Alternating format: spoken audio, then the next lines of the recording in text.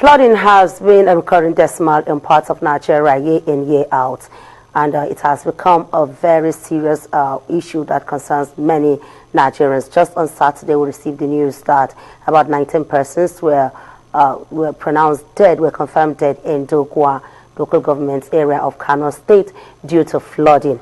And to discuss these matters that concern flooding in the studio, I have with me Florence Wenegeme, Deputy Director for Forecasting, Response and Mitigation, FCT Emergency Management Agency. You're welcome, ma'am. Thank you very much for having me.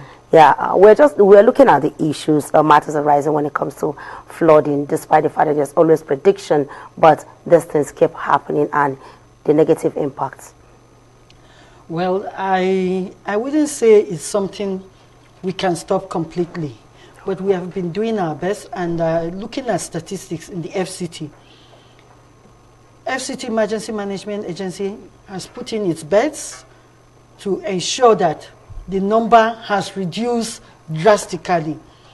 Compared to the number of drowned people past years, you can see that last year we had just few number compared to other years. That notwithstanding, we are trying our best to make sure it is completely out of the FCT residents that we ever have any loss of life. That's what we are working towards. We are trying to make sure we mitigate it as much as possible to make sure there's no loss of life in the FCT. So, like I said, honestly speaking, because of the sensitization that we have put in place, the statistics has reduced drastically. Okay, beyond sensitization, is there anything else the agency is doing? Because you said you're doing a lot to ensure that there won't be a loss of lives in FCT when it comes to flooding. Very well. We have a lot that we've been putting in place because we work throughout the year. And at the beginning of every year, what we do is we have a spillover of our sensitization from the previous year into the new year. That is about January. And in February, immediately after NIMED's predictions, we go out on early warnings. We go around all the 6 area councils to carry out these early warnings, to make them understand the impact, the outcome of NIMED's predictions. What is going to happen, how the rains are going to be. Will it be below normal, above normal, or it will be the normal rainfall within the rainy season? And NIMED has been very active in that, and they do it first or second week of February. So immediately after NIMED's predictions, what we do is we go out on early warnings. So you see, it's a step. After the early warnings, we now go back to the drawing table and make sure we come up with a program that we call assessment. And this assessment is done jointly with our stakeholders. We call all our stakeholders out and we carry out this joint assessment. The joint assessment is carried out in all the 6 area councils in FCT. And after that, we try to locate new locations, the new vulnerable locations in the FCT. Then we go back to carry out a comprehensive one in locations that flooding happened the previous years. After that, we try to see what mitigative measures can be put in place in such locations. Okay, you know, when we talk about flood, and there's always the issue of people building on floodplain areas. Yes. And these warnings come in every year. These people do not heed to these warnings. You still find people in these vulnerable areas you are talking about. So I want to know, Nigerians would like to know, whose responsibility is it to enforce this particular, to ensure that people do not stay or build on floodplain areas?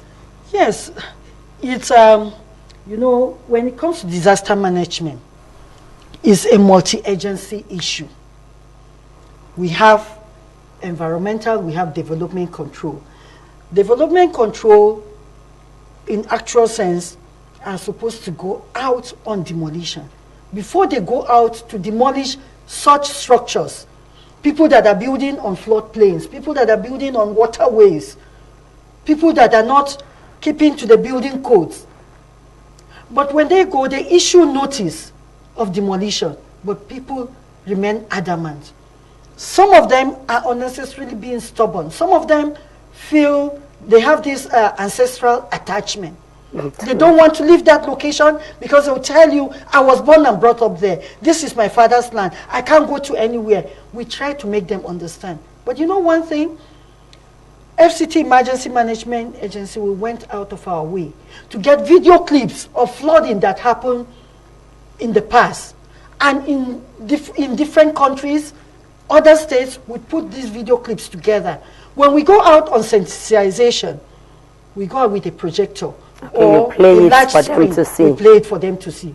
Okay. And when we play such videos, honestly speaking, you will find some of them will be in tears because some of them don't really understand because it has never happened within their environment. They don't understand the impact. They don't want to believe that it can not only destroy properties, we can lose lives. They don't believe that. It is when they see it on some of these video clips, you find some of them crying, and that is when they start moving. But the unfortunate thing is this. When they move to where they've been relocated to, because FCT administration has a department called the resettlement. Okay. So, okay, I was actually about to ask that if there is some kind of palliative or any arrangements for them. Yes, we have a department called the resettlement department. We have urban and regional planning. They all swing into action. So when they are resettled, these people move. But when they move, some people will come because they want to buy cheap land. They just... Okay, they will still come back to that place. We just come and buy. They come and sell it to them. Without investigations, these people will buy the land and then put up a structure. Okay, is there even after marking the structures, some of them will go and use paint to cover it. Wow. Okay. Even after flooding, the inundated area, the level of the flooding that happened before, they paint it to cover it. And we talk to them, we tell them, you are coming back to this place. You don't think about your life. You don't think about your children, your members of your family. After talking to them, some of them move. Some remain adamant. Some of them are so stubborn and they still stay there. When they stay, development control will go and demolish the structure. When they demolish the structure, they still go back and put it up. Sometimes when development control goes out on demolition, you will not believe that they attack them. They stone them. We see that. But that has not stopped any department from doing their own duty, carrying out their own duties. Okay, you talked about people going back to buy these lands whenever these people leave the place. Some other persons will go and buy. Yes. And my question is there some kind of sanctions for those who sell these lands out to these people? Probably the person who is buying may not have enough information, may not know, but we also have incidences where people will go and they will tell them, don't worry, nothing is going to happen, blah, blah, blah, blah, blah. And so is there some kind of sanction? We still carry out sensitization on that. Without we make sanction? them understand. They are always sanctioned. The sanction is that your house will be demolished. We warn them. Without compensation? Without compensation. Okay. So that is enough sanction. You buy a land without investigations. Do you know why these people have moved out of that place? You don't know why they moved out from that location. Just because you want a piece of land within the town, you don't want to go far. They go out to buy these plots of land during the dry season without proper investigations. You are supposed to carry out a search. Go to the area council and find out. Carry out a search. Go to AG's, Department of Lands. Carry out a search. Find out, I need to buy a plot of land in so and so location. What is the condition of this location? You have to know that. But some people will just go because they have gone to another place to buy a piece of land, and they tell them that piece of land is 2 million.